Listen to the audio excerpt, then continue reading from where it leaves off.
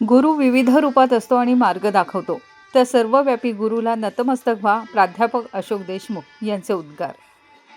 पर्यावरण अभ्यासक डॉक्टर प्रशांत परांजपे यांचे वडील कै अशोक परांजपे सर यांच्या भागवत विषयावरील निरूपणकार हभप श्री आनंदबुवा जोशी यांच्या निरूपणावर आधारित पुस्तकाचे प्रकाशन गुरुपौर्णिमेच्या निमित्ताने टेंबेस्वामी मठ ब्राह्मणवाडी जालगाव येथे करण्यात आले.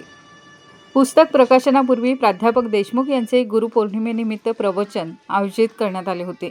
या प्रसंगी गुरुच्या विविध रूपाबद्दल विवेचन करण्यात आले आणि सर्वव्यापी गुरुला नतमस्तक होऊन आत्मज्ञान अनुभवण्याबाबत विवेचन केले.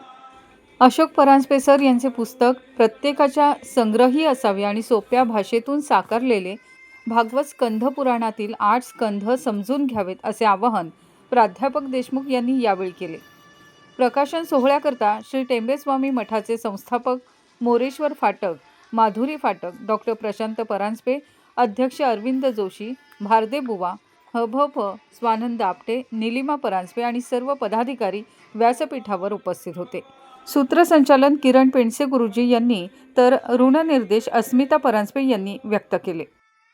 ज्योती बिवलकर, दापोली वार्ता.